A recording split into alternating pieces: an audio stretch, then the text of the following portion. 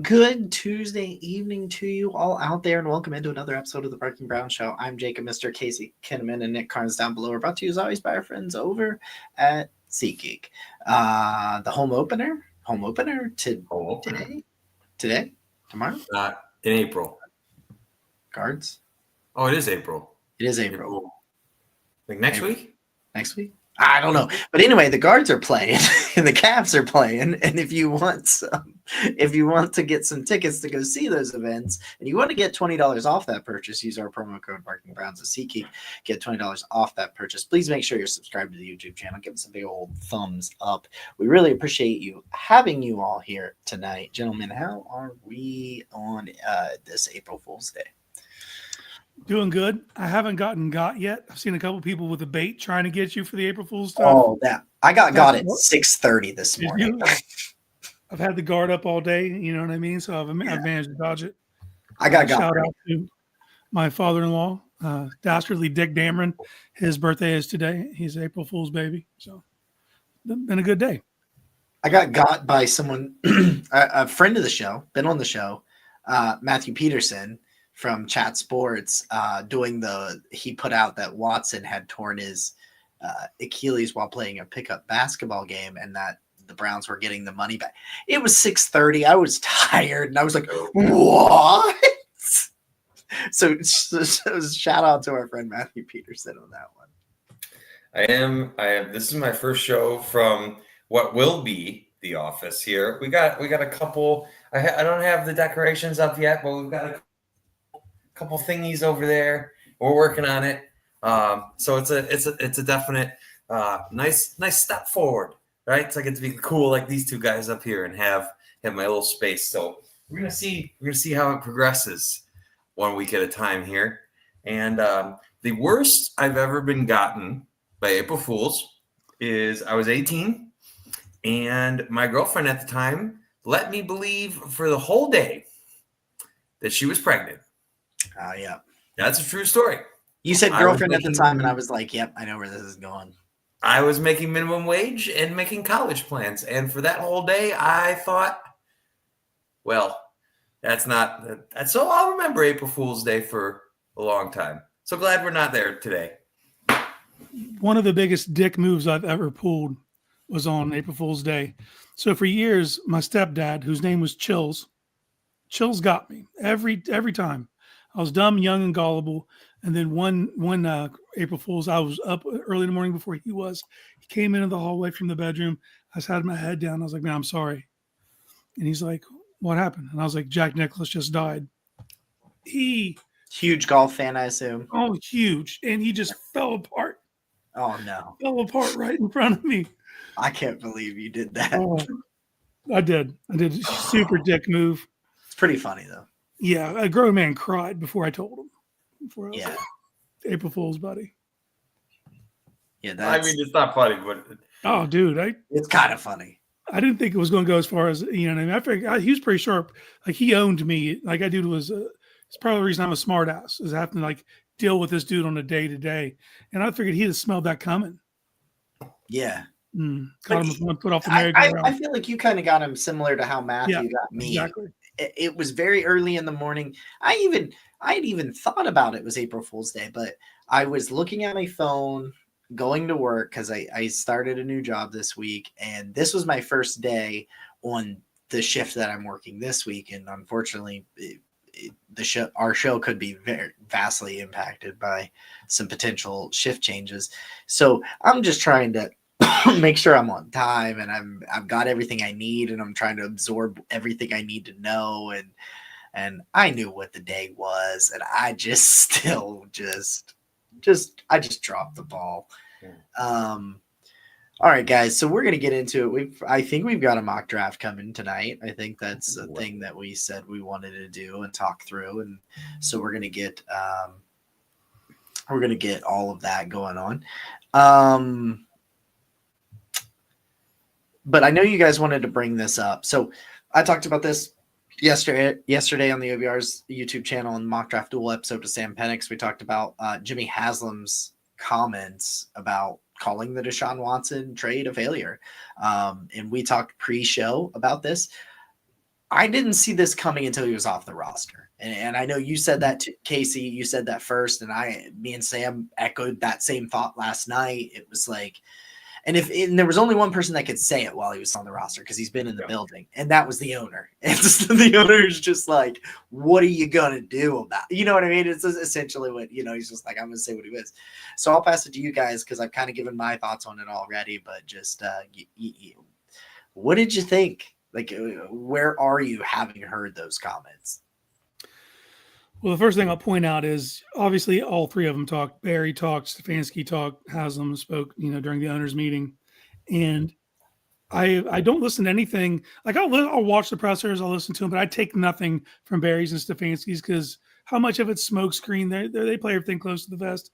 Jimmy doesn't follow those rules. He doesn't have to follow those rules. He's the owner. We knew because people are always like, man, won't they just admit they made a mistake and move on? It's like, they can't because the dude's still on the roster. Because the way the contract was geared, he's there. They can't be like this physically there too. You know what I mean? But Jimmy coming out and doing it's like, okay. Because there's like, oh, he's just now admitting it. Dog, they've known. They just couldn't do anything because they have to deal with him still.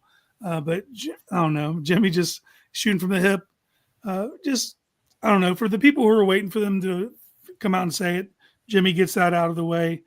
Unfortunately, this is going to kind of like be the talking point because after the draft, Barry's going to have to go in front of the mic. Stefanski's going to have to go in front of the mic after the draft. These people are going to remember what Jimmy said. They're going to spit it back at him. And then when we get to, because Deshaun's supposedly still in the building, still rehabbing, all these things, if he's still around and they put a mic in front of his face, what do you think the first thing they're going to ask him is? Come June, like it's going to happen.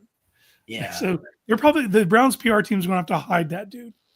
Because I don't know, but I don't know. Good for Jimmy. I mean, it's Jimmy's money. If anybody has a right to be pissed about it, it's that guy. Right. And for me, I think like everything we've seen has led us to believe that the organization is done with Deshaun Watson. But, there's always that seed of doubt, right? Especially as he's posting the workout videos, he's in the building and to me, I'm really thankful for Jimmy's comments because this effectively closes the door. There's no walking this back. You can't go from calling it a swing and a miss and saying we thought we had a quarterback and we don't have a quarterback to trotting that guy out on the field. That's just not going to happen. Or we changed our minds. Maybe we do have a quarterback. You're not doing that. Yeah, right. You're not. Right. And I liked too that Jimmy, Jimmy did say like it's an organizational decision, but he also said, if you're gonna blame anybody, blame me, hold me accountable, and that's a first for Jimmy Haslam, I think, in his whole ownership tenure, and I thought it was a really different tone than he's taken before, and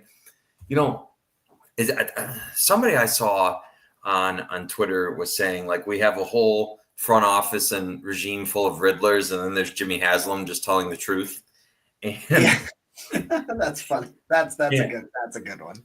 Yeah, but you know what? It made me feel better, honestly, to hear Jimmy say that and just acknowledge the situation that's been going on, and for him to show that he understands the frustration behind it, and it really lends you. It gives you a peek behind the curtain because we were saying, well, okay, we just went 3-14. Like, typically there'd be a regime change. Typically, maybe there'd be some stuff. And you kind of, with Jimmy's comments, you kind of understand the mentality a little bit more of ownership and like what the plan is and why this regime was brought back.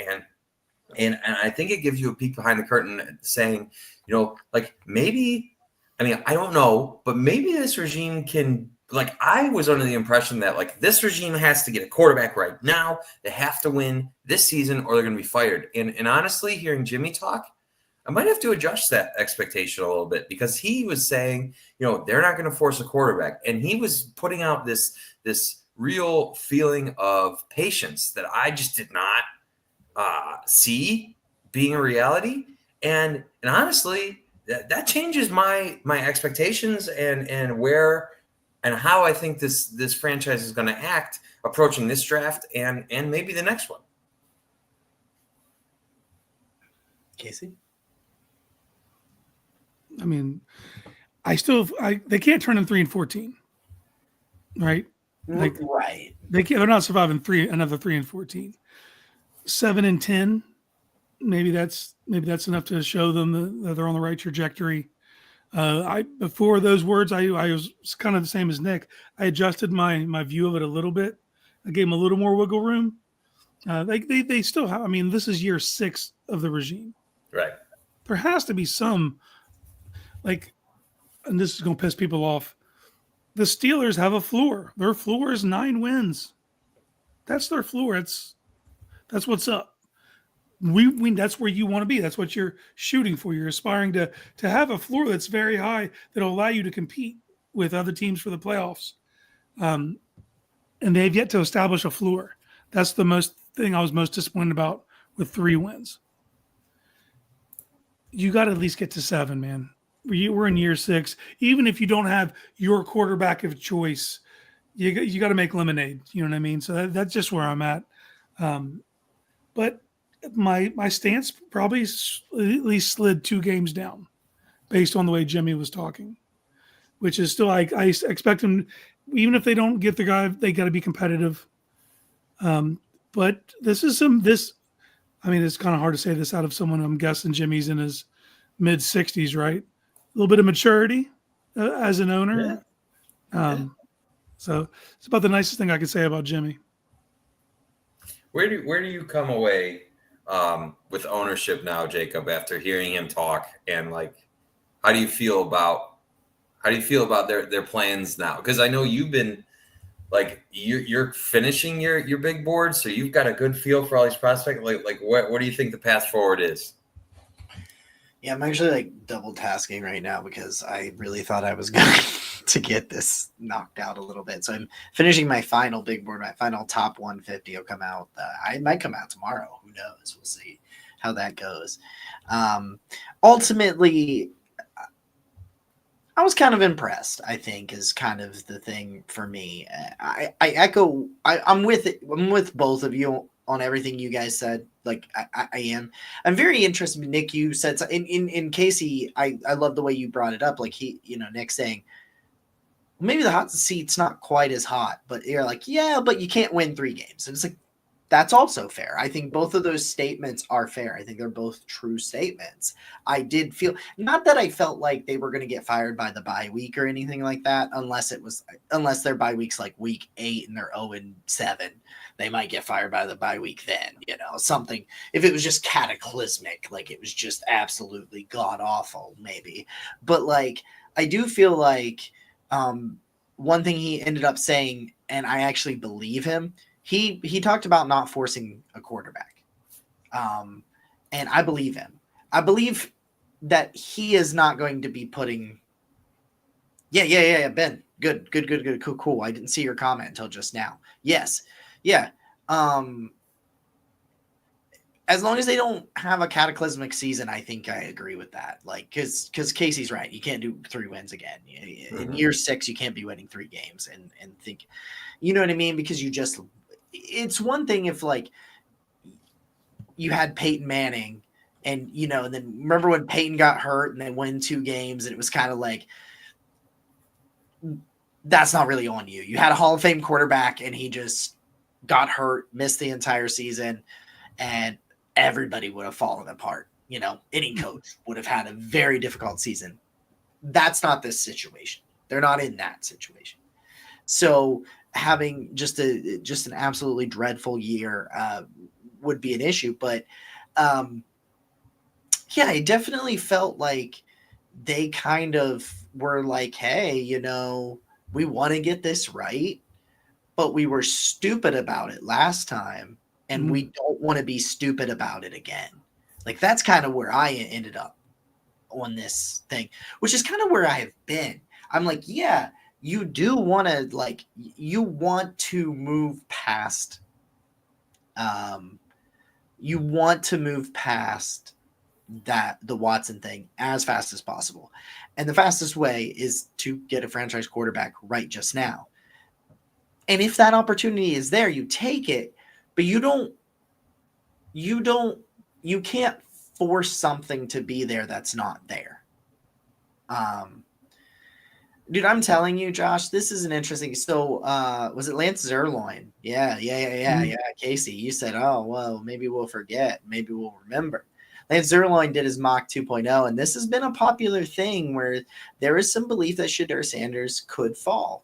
And in that mock, the Browns took Abdul Carter at number 2, and then they traded up to number 24 with the Minnesota Vikings to take Shedeur Sanders. Now, they took Abdul Carter, not Travis Hunter, but I'm okay with either one. I give me one of those two dudes at 2. I don't really care because I can sell you on both right now. You know what I mean? Like I could sell you and I can show you a vision on why you would want to do Carter, why you'd want to do Hunter. I can do both of those right now.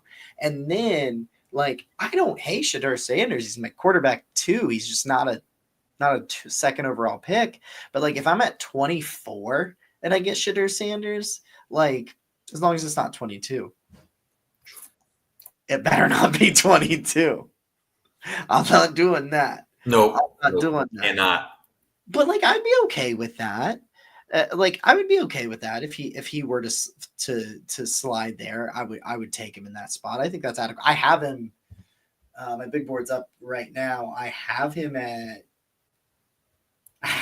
23. So. Okay. Like yeah. That's where he's at on my board. I actually think I'm moving him down a couple notches though, so stay tuned for that. But yeah, like that's something like I don't know that he would fall that far. I don't. I mean, he could, he couldn't. I don't know. But if he does, like, would that be fun? Sure, that would be fun. But it very well feels like they came out and just confirmed, like, yes, we understand we need a quarterback. We're not going to force it. Like, we're not going to force it. If we don't believe that guy is worthy of the number 2 overall pick, we're not going to force it just because we need a quarterback. And that is what I have been preaching for a long time. So it was really nice to kind of hear that straight from the horse's mouth. I just want to, because I know Andrew Berry said that they're going to skew young at quarterback. And so I get that path. But on the other side, Jimmy Haslam said, Joe Flacco is still in the conversation, which I thought was really interesting. For him to come out and say that would definitely hit the. I mean, I don't think it's insignificant. I put zero stock in anything Barry says this time of year. I really do. Like, he's a nice guy, but at the end of the day, his job isn't to give anyone else an indication of what he's going to do. You know what I mean? So I think it's funny that you heard that, you know, it'll skew young, and then like we're hearing Joe Flacco's in play. Immediately like, it's the oldest quarterback you could possibly get. Yeah. So it's like so it's smokescreen. Like same thing with like Steph. They're gonna say nice things about people. They're not gonna throw anyone under a bus. This prospect's good. You know, they're never going to like give you a tell of who they could be. And now we'll hear how many times they meet with guys. That's the real smoke to me. Is they met with this guy here and here, every possible chance, opportunity. And then you start to gather like, okay, there's serious interest there. But yeah. You did, Josh. You did just get here for the Haslam Watson talk. Yeah. So if you want introspective Barry, that guy doesn't come up until his presser after the draft. That version of Barry that you get right after the draft, after he has a chance to kind of breathe a little bit, you actually find out a little bit more about their process. But if this before the draft, you're getting nothing. Happy birthday, Josh. Happy birthday, Josh. Dude, you do get authentic Barry though, right after that. Right after the draft. Right. I love it. Because you're not hiding anything. Yeah, his cards are on the table and he can talk about he's already done why it. He played what he played. But like beforehand, like do you know like if I was like an NFL GM, like if I was a dude running a war room in any way, shape, or form, I would just say everything. Yeah. Like I would hold like a 45-minute presser. And I'd be like, listen, it was me that told Adam Schefter we wanted Abdul Carter just to fuck with all of you. You know what I would be, because I would do it too. I would call up some people and be like, I wouldn't tell them it was me necessarily, but like I'd call them up, or I'd go to because if I was directly communicating with Adam Schefter, like I think that might get out. But like I'd be like, hey Casey, will you go tell Adam Schefter that we really like Riley Leonard. Like really like Riley Leonard. And I'm not trying to knock Riley Leonard. I don't know why. I looked over at my big board and that was the first name that I saw. Well, just think about it, because 3 weeks ago, Schefter goes on a pod and said, if I'm certain of anything right now at this moment, it's that Cleveland takes a quarterback at 2. And then within a week, that stance changed. I don't even think it was a full week. It was like the next time he got in front of a mic, he's like, he's like, actually. One thing they've been really good at, this front office has been really good at, is just having no leaks. It's so strange because in the past it's been very like there's just stories that come out that it feels like somebody's talking directly from the Browns to the media, and the directions that the Browns are taking has changed so many times over the course of time, and nobody saw the Kenny Pickett trade coming. So I think Andrew Berry's done a really nice job with misdirection and really keeping people in mystery land, for lack of a better term, about what they're going to do. But I think the more I've thought about this, there's two pieces here. I feel like Abdul Carter's still got a couple, so the shoulder injury they're saying is lingering, and he's still got the foot thing. I don't know. Buy that shoulder shit for a second. Okay, well, I don't buy that for a second. To me, it's still his foot. And then if you say, oh, there is a problem, and then because if you remember right when the thing happened, everyone's like, okay, well, if he doesn't have to have surgery and he's going to perform his pro day, there's nothing to worry about here. And they immediately were like, no surgery, pro day, and like immediately. And it kind of got the heat off the injury, and everybody's like, oh, okay, we'll just see him at his pro day. Well, now he can't go at his pro day. So if you say it's the foot still, and then all of a sudden those red flags do go up. So now by shifting it to the shoulder, to me, I don't buy the shoulder shit at all. I just think I think that he's scared that he's not going to run a 4.4 something 40. Sure. Well, he's probably 85%, if I had to guess. Yeah.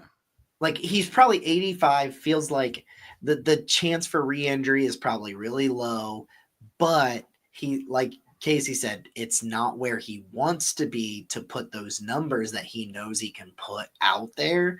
So he's like, I'm not going to do it. Nothing to gain here. Stand on your tape. Like, I get need is not supposed to trump talent, and I understand that. But I'm looking at this. I'm saying Abdul Carter, Travis Hunter. If we're talking non-quarterbacks, right? Because that's where I feel like we've come to. I'm just saying I'm taking Travis Hunter, man, because number one, Andrew Berry said he sees him as a wide receiver first, and I just feel like when you look at the defensive end room, you look at the wide receiver room, you're saying we could certainly use an elite wide receiver more than we could use an elite defensive end. Like if your evaluations of Hunter and Carter are anywhere close, I just think it makes sense to take Hunter more because you number one, you need a wide receiver more, and number two, you've got a guy who has more positional versatility than I mean, I don't even know the last prospect to come out that had this level of versatility to him.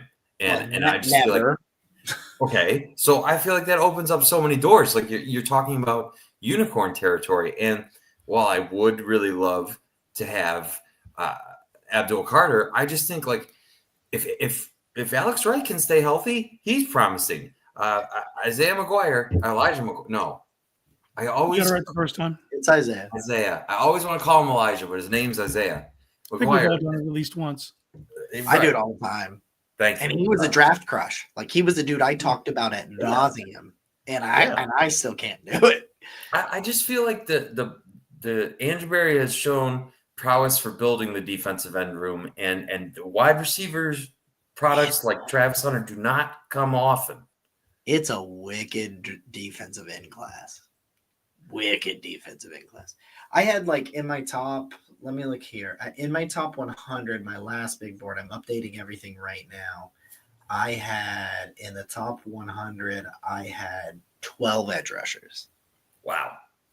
That's top 100. Okay. So let's draft a wide receiver, baby. What do you say? I still don't trust Barry. I know he said that he's like, oh, you covet his ball skills, so that makes him a wide receiver. I'm not like Hunter can do the most important thing for whoever takes Travis Hunter is what's your fucking plan? What is the plan for Hunter? Because he's such a special case. Mm-hmm. But you also have to weigh, in his mind, he's a two-way player. In his mind, he is a wide receiver and a cornerback. You're getting a package deal. How content will said player be if you only play him on one side of the ball? Mhm. You know what I mean? Like that is something you have to weigh here. Me and Jacob both in our latest mock drafts both draft Hunter. We both did. Oh, wow. Okay. Mine was Okay. a trade back, and he just happened to be there. And I'm not going to turn down greatness. You know, I think that, but it's the plan. Whatever their plan is, I struggle to see him fit into this defense as a part-time player. I think he has a better shot to be a full-time player. Okay. But I'm not also like, who am I to tell this kid he can't go both ways? Do you know what I mean? It's like, how much can you put on his plate and how much can he take realistically? You won't know until you get him in the training camp. You won't know literally to you. And your positional meetings are all at the same time. So linebackers are meeting at the same time as cornerbacks, at the same time as wide receivers. How do you divvy the kid up to find out what he's ready for? Like, it's a phenomenal problem to have, and one that you don't like. And you're asking who's the last great two-way player? Chuck fucking Bednarik in like 1960 was a center and a middle linebacker. Damn. Concrete Charlie. You know what I mean? Like you have to go that far back. How do you guys not remember Mike Fury? Yeah, because I'll never remember Mike Furry, whatever his name is. He did it for the Browns. No, he didn't. I need to because I see Drew said, are we in agreement that Travis Hunter is like the top prospect here in the list of wide receivers, or are you putting someone else above him? Because Jacob, I know you're literally working on your board, and Casey, Yeah. I know you've as well. Hold on. He's not my favorite receiver in this draft, but like I can't. It's style of receiver at that point. The guy I like is more of an outside guy. Okay. Hunter can be moved around, but he's going to do a ton of damage. Can in you the go slot. ahead and put my screen on here? Mm-hmm. Yeah. Mike Fury, a former NFL player, played for the Cleveland Browns as a two-way player, meaning he played wide receiver and safety, a rare occurrence in the league. Suck my dick. How many snaps Wow. did he get, Jacob? Don't care. That's not what you said. You said he didn't do it for the Browns. Look what happened. He I did. know he was on the roster as a bottom feeder for both of those positions. How many snaps did you log? I don't What are you care. bringing him to a I conversation? don't care. Bring Floyd You- Brown, bring Dion, bring someone who actually did meaningful things. You're not. You brought Mike No. Fury to the table. No, you told me it didn't happen. You Yes, it literally did. said it didn't happen, How and many you were snaps did wrong. he play for real?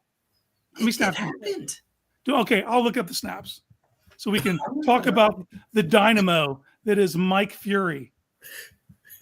Hey, to be fair, I don't know if you guys saw, but they are bringing back I don't know how many years of history, and they're like counting all the Browns rings, right? So we're going down memory lane.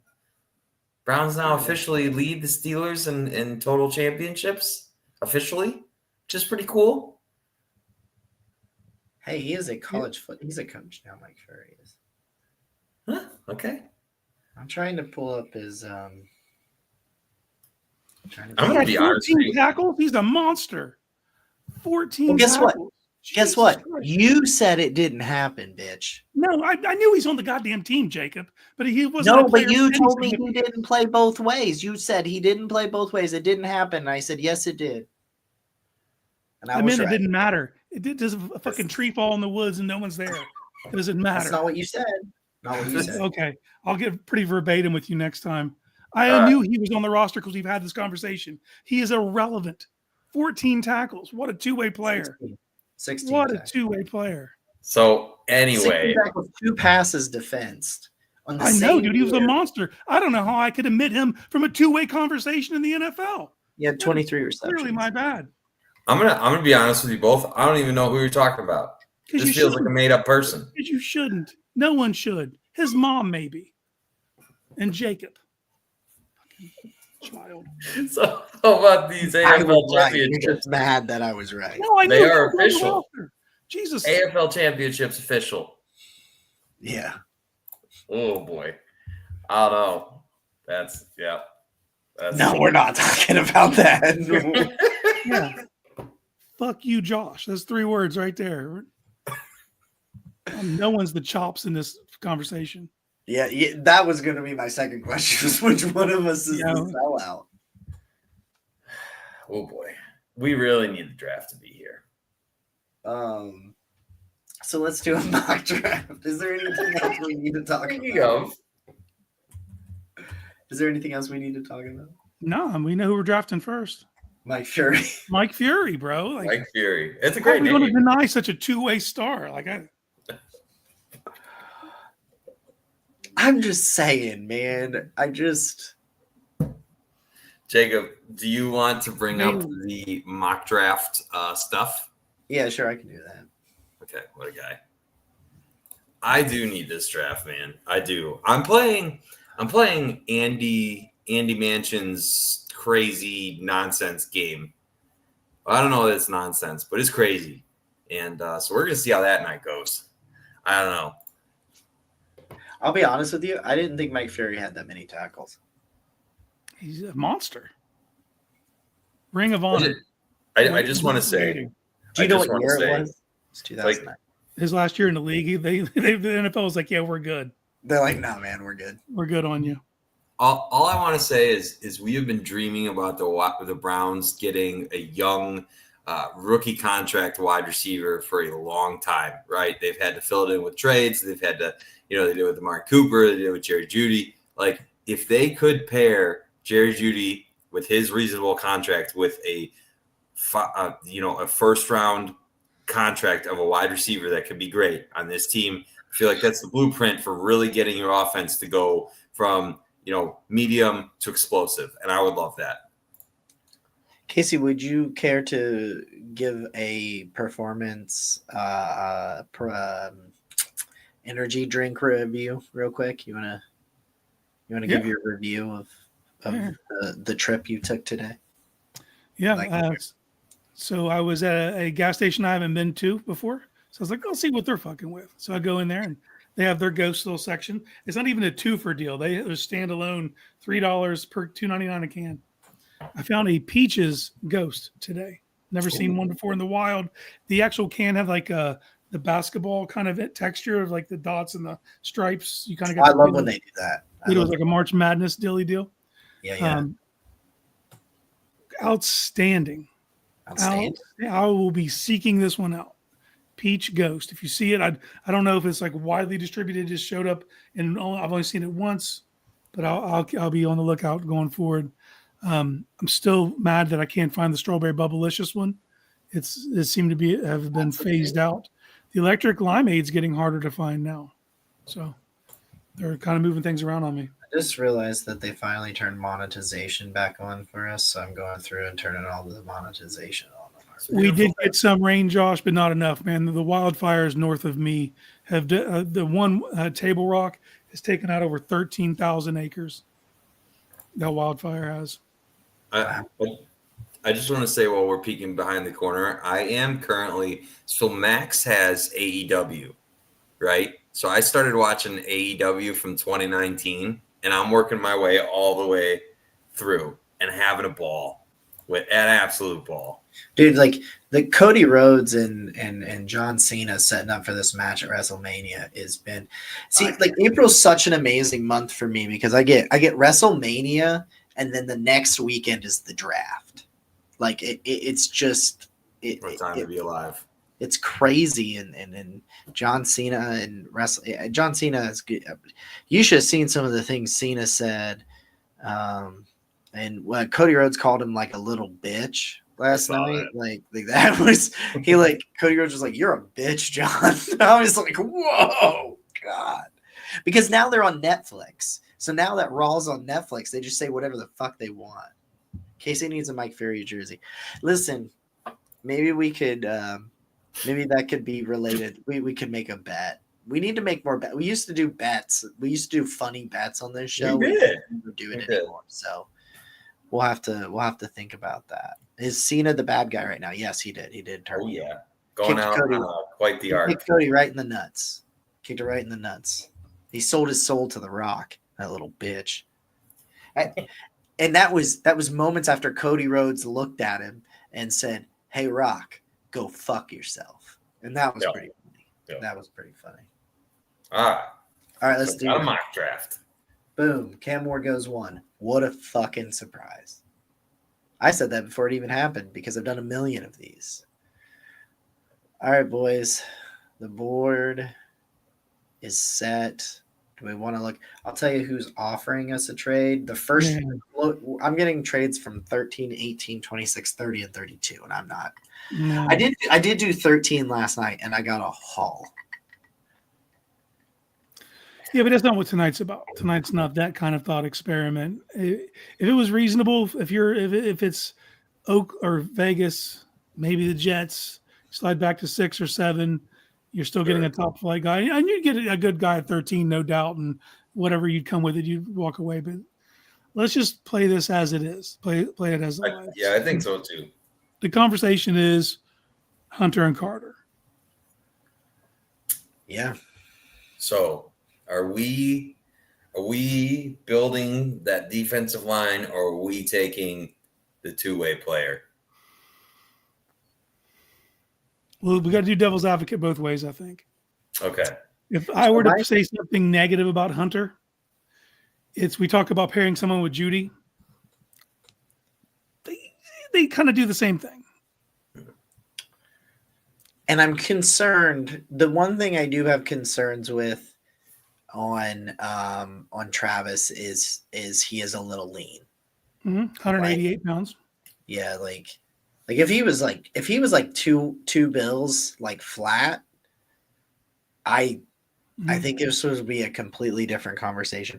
And I'm not saying he can't play at 188 pounds and be fine. It's just that he's a leaner guy, and that is one concern that you have to put out there. If I'm playing devil's advocate, but you have to in this position. Yeah.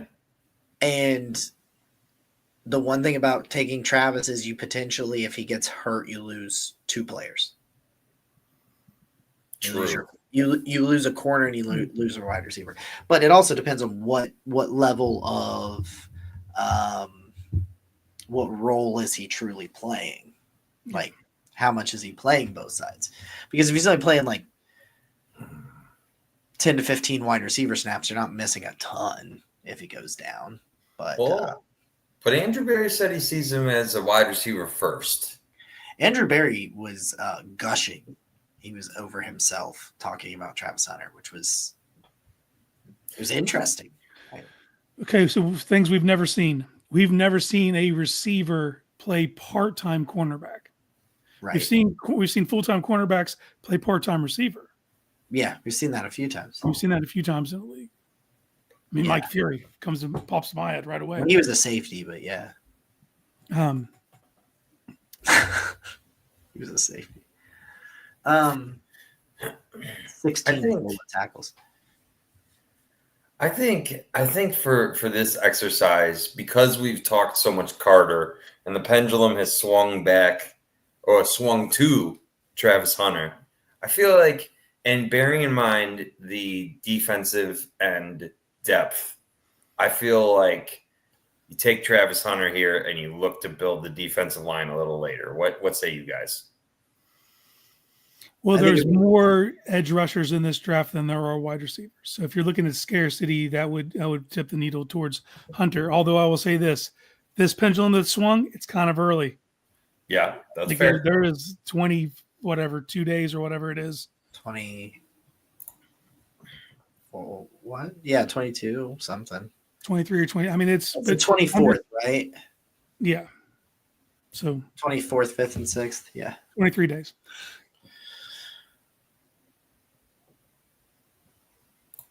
All right. My shirt Turning the card in. Tacos on it. Let's pull the trigger for Hunter here. Let's pull it. My shirt says tacos on it. What does your shirt say? Carolina. Go Cox.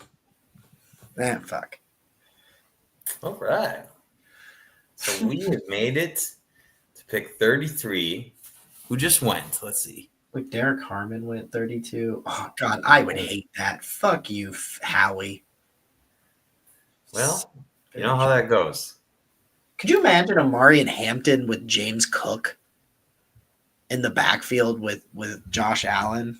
That would be a Buffalo's going to problem. run the shit out of the ball. That'd be a Especially problem. if they could get some wide receiver help over there too. Mhm. Tyler Booker doesn't make much sense for that group. He can't move. Like kick your ass in a phone booth, but he can't move. This Richard draft Durant, was 25. 21. Oh, Jesus. Mhm. Went to Pittsburgh. Oh my god. This is tough. I don't like Keep it. I going. hate it. I hate it. Keep going up and see what else happened here. Josh Simmons, I like that landing spot. That Oh, makes sense. Luka with Jackson Smith and Jigba. That's going to be cool. They're pretty much the same guy though, so that's kind of weird. I would not love Will Johnson going to Cincy. I would not like that. Mike Green, keep in mind Mike Green's going to Arizona in a situation where Calais Campbell just signed there today. I really like that for Atlanta, Shamar Stewart. If Shamar Stewart realizes who he can be, Armand Mimbu going to Miami is a phenomenal pick. Yeah, That fit, is fast feet. The way they run their zone game, he'd be perfect.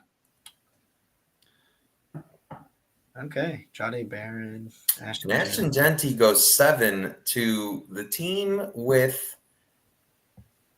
his name escapes me right now.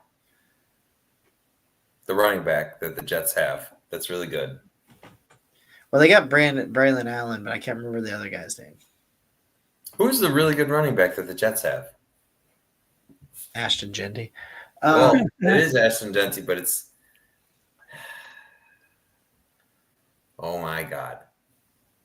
Brees Hall. Brees Hall, yeah. Brees Hall. Yeah, that would just be What school did Brees Hall go to? Where did he? Arizona State? Or was he one of the Utahs? Maybe. I think, or maybe it was. Was it BYU? I think it was Arizona State. Iowa State. Iowa State. It's likely. All right, let's check out the board here, boys. okay. I think Zabel has to be in the conversation. Gray Zabel's a guard. He still got to be in the conversation.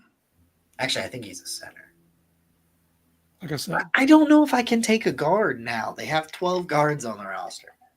that's for how long? Teller and Antonio ain't going. Like, dude, he has to be in the conversation, man. Zabel is a fucking I love stud. Zabel. But he's 23. I do love Zabel. He should be in the conversation. Nick Scorton is a very interesting choice if you don't take Abdul Carter like you did in this situation. I've had mocks where he's went to me at 33. Yeah, I like it. If Darius Alexander wasn't 25, that'd be cool. I'm so much lower on Darius Alexander than everybody else because I don't know. But yeah, no, I liked it. He's fine. The thing about that's my guy. Connerly's the guy. Hmm. So it's good and appease the chat. How far down you got to go to find Dart? Is How he going to be fine. 41? I don't think they moved him up. They might have moved him up. Let's just find out. Just for PFF. Where's PFF have him? 129. Huh. Wow, that's wild. This is not my barking Browns. Nobody said that. Right. Yeah, we're gonna find a quarterback. We're gonna find a quarterback. Scorton, Demetrius, and Elick. Well, we went Travis Hunter. We've already counted our receiver. We can't be doing that yet. Bull Rush McIntyre would be fun. Mm-hmm. And he plays the style of ball that Schwartz wants to play. Very aggressive. He's a penetrator. Amos is older, but I would. Landon Jackson's 22. I mean, I think it's got to be Josh Connerly. Yeah, me too. Starting left tackle, great footwork. I think you just have to it would fix so many of the issues. 21 yet? Yeah, Yep. he's 21. You got to pick Connerly. He will pretty well play. He needs to add some pop and some ass, but like Some pop and some ass. yeah, just add some strength and some size. He'll be all right. I think I feel good about like okay under the new Jimmy Haslam mentality that he just put out there, where like they're not going to force the quarterback if he's not there. You just took a unicorn wide receiver cornerback and you took a left tackle. So you So want to see who goes 2 picks before us right there. yeah, I see it. I see it. I see the 3 picks. Philly is sniping us to the end of time. Yeah, but see, I always Start get this. cussing. I'll come out of a mock draft. People are like, this is unrealistic. These guys will never be there. I was like, that's the world Philly lives in every draft. It happens every time. You watch Every them walk away with everything like they shouldn't be. None of their players should be in those ranges. They just all right, you gonna let them fall? I'll get them. Can you imagine Saquon Barkley and Quinshon Judkins? Yeah. That's not fair.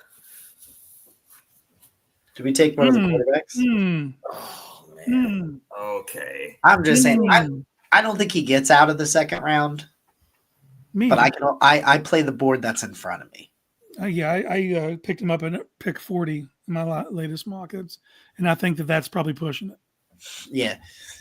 If I'm going to do it, I'm going to do it at 33. Like on actual draft night, I think I'm going to do it at 33. If I'm going to do it. He's got the highest ceiling of any of these quarterbacks because here's the thing, dude. Like, That was my argument. If I'm not taking Cam, Exactly. and if I'm not taking Shadur, Even if I am. well, but in this situation, I didn't. We haven't. We didn't take one of those guys. Yeah.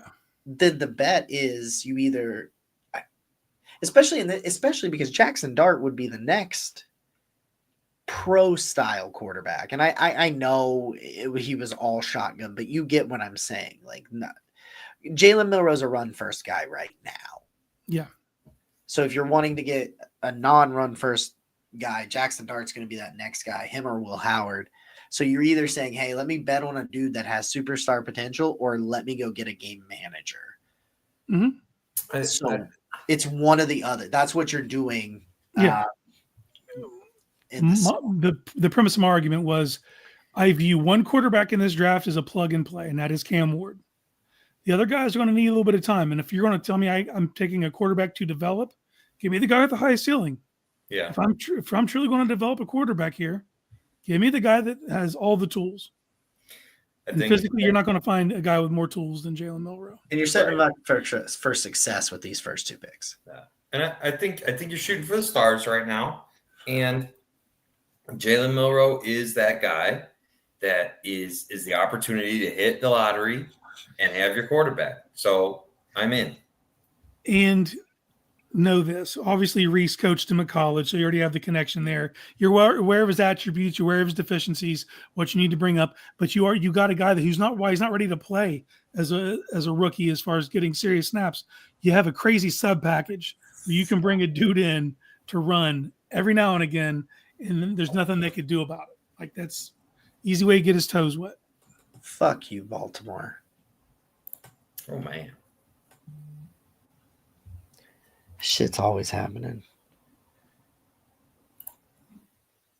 I agree. I think you're in the 3rd round and you're making the ceiling play. You know, if Milroe does fall for whatever reason, I'm not sure why he's fallen, but I think you're making the ceiling play at this point.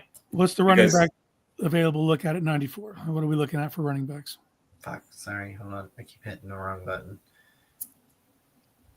Who just wait, so why are you yelling about Baltimore? Who did they take? RJ Harvey.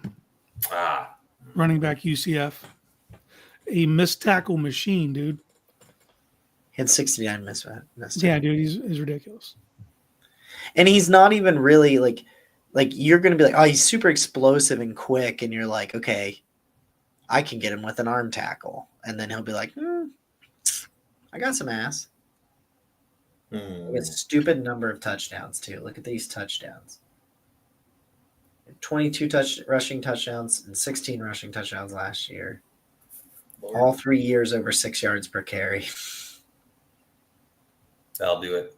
3.88 yards after contact, 32 carries of 15 or more yards, which was second. Him and Derrick Henry, man, they're gonna have a ball. So if we're going running back, I think the conversation is Devin Neal. That's probably where it is right now. Yeah. The best fit running style, zone runner. Doesn't have crazy top end speed, but like he'll rip so many 20-yarders, just chunks.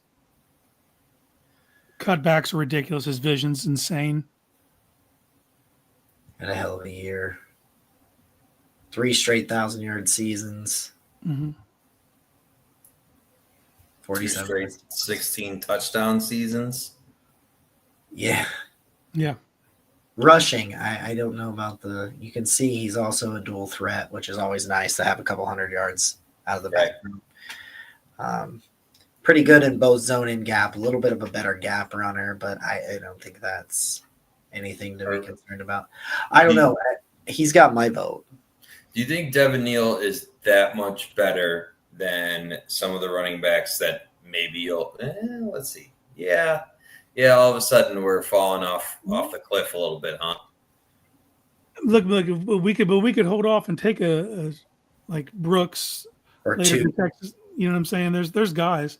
I like Tootin. I'm not above taking 2 running backs in this draft either. So Tootin's fun too. So like it is a position I would circle back to if we have the opportunity. Right? Okay, so if you Let's just go didn't big board in general and see what's available and see if yeah, anything hits us that would see a free safety that I love. what, Makuba? Yeah. Makuba's fun. Yeah. He's an actual free you safety. need safety. He's a free too, yeah, and you can see. Hell of a center But- fielder. He spent last year mainly as their slot corner. Not mainly, but he Texas kind of did that though, right? Like with playing Barron.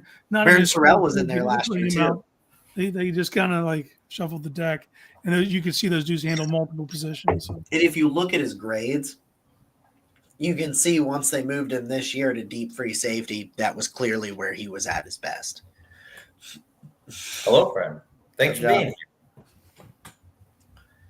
I like it. I'm good with that. We can circle back here in a few picks and see what the running back looks like before we do the drop off, if that's what you Okay. want to do. Yeah, we need, goddamn it, we need a free safety. Okay, I'm in. I do like it. How do you feel about Damian Martinez? Love the kid. Love the kid. Similar to Neal as far as he's not going to like rip any 60-yarders. But he's So that's he's a where you're pattern. at. You're looking at Damian Martinez. You lost Neal, but you got Damian Martinez, Jadon Blue. I don't like Jadon Blue as much as some other people might, but He's toolsy, but this is high for him. If he's the guy that if we're talking round 6, yes. I'd rather Bashaw Tootin in this spot between these two. Well, and Tootin gets a tiebreaker for me in certain conversations because he's also a natural kick returner Yeah. with home run ability, 4.28 speed. I mean, he's got dumbass speed. Yeah. 22. So to me, if it was me, I would take either Damian Martinez or Bashaw Tootin here. I like Martinez, man. Okay. I like Martinez a great deal. I feel like that you at this point we've let the draft fall to us. Mm-hmm. That weight from he's never weighed 235. 232. Yeah. He's a big boy though. Sprinter background. Interesting. Yeah, I mean, but when you see him in the open field, sometimes he doesn't trust his breakaway speed. Okay. But he's nasty in pass protection. Need that He's a too. hammer. He's a hammer. He's the kind of guy like people get tired of tackling him. Okay. I think I feel good about getting a running back here right here. And then when we talk about like people get fixated on 40s and then forget like Nick Chubb didn't run a fast 40 either. Like there's a reason that he was available in the second round. Kind of same thing with Martinez. He's a big bruiser. He has good vision. The only thing he lacks is top end speed. My thing here is I would want to look at both the edge, defensive tackle market. Tonka's climbing slowly. Yeah, I kind of like Tim Smith as a fit, just a little bit better because he's a better run defender. But Yeah. Yeah, he's got a boring name, so people were sleeping on him. Cameron Jackson, though, is Well, they just brought in Dion Walker, which, like, I would rather have Cameron Jackson yeah, than Walker. And it's similar. It's like these massive human beings. Absolutely. Like, what's his listed? 6'7"? I think so. Yeah, 6'6", 342. 342. Like, he's just a Easy. massive human being. Yeah, enormous. Okay. Enormous. Just out of curiosity, is there any tight end that intrigues? That was my next question. What's the tight end board look like? Oh, hold on, I just found out I have a free appetizer at Texas Roadhouse coupon. Hey, look who you go. So I have to respond to that text with an eggplant emoji. All right. Makes sense. It's the only I just because I would love to come out of this. Oh, that's my guy. Ugh. Dude's a freak, man. Like, if you don't know about Jalen Conyers, like, He has he's no business moving the way he does for 260. I think 6'4", 260. You can see the number, and you see this. This is the thing that you need to look at too. He moves like a freak, and look at the run blocking grade. He's just never really put it together. Look, 320 yards, 360 yards, 411 yards. He's never been the, like, he's not a 700-800 yard receiving guy. He's never done that. He's never put everything together. But when you see him move with the ball at that size, you're like, what you doing? How you doing that? I want a tight end, man. I want a tight end. Missed tackles. He's not gonna force missed tackles, but like he's gonna. He actually had more slot snaps than inline snaps, which is hilarious because he's a hell of a blocker. But you want to put some two tight end sets. You want to run some heavier personnel packages. Like, this dude blocks, and like it's kind of like in a sense of what David Njoku was, like really raw as a receiver. It was the other way around for Njoku. He was a really raw, natural athlete that could just do things as a receiver but couldn't block. Conyers is like a raw athlete that can block but doesn't really know what he's doing as a pass catcher completely. And so you're trying to figure it out somewhere in between there, but he's just kind of a freak of nature. All right, well, here's the strategy. Look at the tight end board below him, because we come back. We have a pretty quick turnaround. We're at 179. I go up slow. Gatson, okay. Gadsden's just a receiver and a tight end body. Yeah, which is like we need multiple tight ends. Prieskern is like 25 Yeah, and a half. Jeez. that's no good. All right. So it's Conyers versus. I think we can get defensive tackle at our next pick if we need it. I think so. All right, look at the entire big board real quick before we pick Connors. Just go down, see what we got, see if anybody jumps out. We already got a receiver, but I like Jalen Lane a great deal. I do like Jalen. I like Ransall as well. I think he'll be a corner, but that's cool. Tulane. Ty Felton. That's kind of late for Ty Felton. Yeah, and the Browns have met with Felton. That's the thing that's happened. I think. Yeah, I'm in. I'm in. Yeah. Connors. They can't go 2 drafts without getting a tight end that is at least intriguing, unless they're trading for Michael Mayer, in which case I will celebrate and run around the room. All right, so we want to go back to defensive. Wait, would you look at the quarterback that's available there? Is that rumored to have to get? Tyler Shough. Oh, at 182 and 192. 190. I'd take him right here. Okay, all right. You want to embrace the chaos? That's fine. I look at He's the they're one doing it? player I obviously you don't want to, you're not drafting him in the first round, the second round. His age is up there. He's a skilled quarterback, and if called upon, let's look at the whole board before we just pull a trigger on Yeah. the 40-year-old virgin. But we talk about 2, like, hey, did you draft 2? I don't care. Sure. No, that's fine. At this point in the draft, that's fine.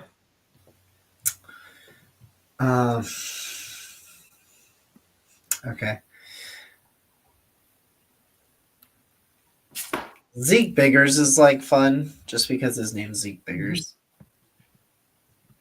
He's fine. He's a big dude, 320, Yeah. 6'6". Aptly named. Ollie Gordon's still here. LaQuint Allen is a fun one. We can still do Cameron Jackson, That's fun too.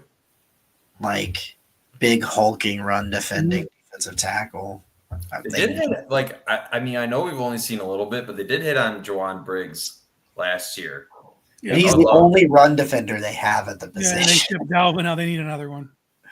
Yeah, like they've got to get somebody because that's Right. not Malik Collins. I think it's Right, also, yeah. The only thing I'm going to say before we go Cameron Jackson, is there a corner that you think's in this range? They've been good at that too. Well, they're going to take a corner. I like Mac McWilliams quite a bit, but obviously I think you can get him coming up. Mac McWilliams. I like BJ Adams. Same school. Yeah, Same yeah, school. yeah. I do too. I I don't like BJ Adams. why they would have him so low. He's strictly a man coverage corner. He's skinny and tall shit though, and he is a man corner. he He had is, some good reps against Travis Hunter, by the way. yeah, dude. That's how I found him, Yeah. by accident. But I think you can get either one of those guys. Later, yeah, that's good. That's good. It's good DT. That's fun. Yeah, I think we gotta. I think you just need another one of that body type. And another get off the bus dude. Another guy who comes off the bus like Jesus. Yeah. You know. I have Jack Nelson at 100 on my big board. And Yeah, sitting yeah. 100 picks later. He keeps slipping in these drafts too. I mean, it doesn't matter what simulator you're on. I love in this spot Taj Brooks. I love Dude, Taj me Brooks. too. Look at us. Look at us. He's just a Bruiser. big, Big boy. powerful bruiser. Big boy. Big boy. And what you got? Who You do got So we've Damian got- Martinez. You're getting the all hammer team. Yeah. I would argue if we wanted to look for more of a scat back as the secondary back in a draft. I Because could you have Jerome Ford. Like if you want a home run, like Jerome Ford will hit a home run. Woody's too damn old, but I love Woody Marks. I know. He's literally 24. Yeah, I get it. But Already. dude, I only need you for one contract. Once No one again, wants to hear it. Ollie Gordon's a good receiving back. you're in the 200s at this point. Do you Mm-hmm. want to do Ollie Gordon? He's a good receiving back, man. I like Ollie Gordon. All right. I'm good with it. You definitely need 2 running backs in the room. And he's I'm- 20. He's young. I'm happy with this draft, man. I'm happy. We want to go back to corner, don't we? We didn't pull the trigger there. We've got both UCF guys. Whichever one is your flavor of the month, I'll take either one. Love Me- Mac McWilliams. That's It's a great name. It is a great name. Yeah, we got to go with that though. Mac Mac McWilliams. McWilliams. Yeah.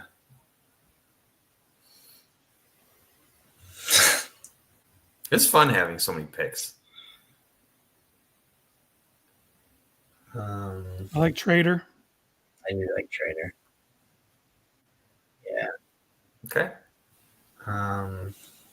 Aaron Smith's kind of fun, the linebacker from South Carolina State. So is Alston, but he's old.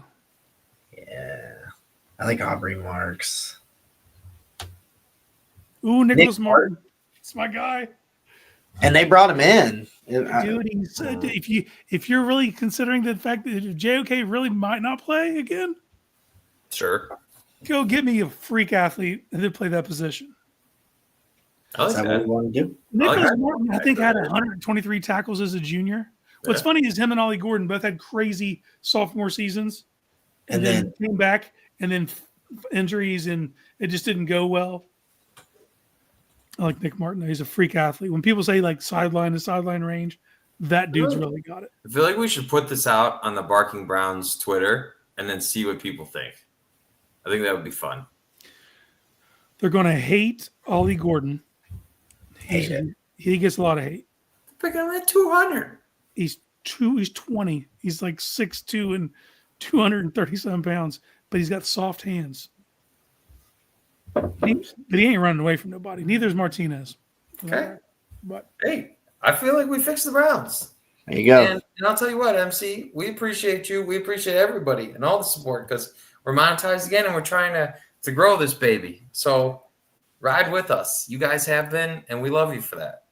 So I think, Jacob, if you wouldn't mind saving that, we could probably put it out and see what people think. Okay, for full chaos. I sent it in the group chat. Okay. Hey, I'm in on the Jeff, outside. you have no idea, dude. I put him in my last OBR mock. People hated the Milrow. Love this draft except that. Let's Everyone embrace said chaos. All right. Everybody's like, he's a running back, and I'm like, okay, said that about Lamar, but Cool whatever. story. Okay. I don't even remember the name of this two-way Browns player, so he still doesn't exist to me. That's what I learned today. Mike Balls of Fury. Mike Balls of Fury. That's what I'm calling him now. But I just want to say thank you to everybody for being here. We are so close. This is officially draft month. And we're going to be talking about it. I can't wait. What, 3 weeks? 4 weeks? 4 weeks. 3 weeks. God, 3 that's weeks fun. Thursday. 3, Okay. 3, yeah, 3 and some change. Okay, 3 and We're some here, change. baby. So We're here. please, the like and subscribe means more than you know. We love you. And we're going to be here to talk about all of it. So for this mock draft, Mike Balls of Fury, Barking Browns episode, Nick, he's Jacob, that's Casey. Go Browns.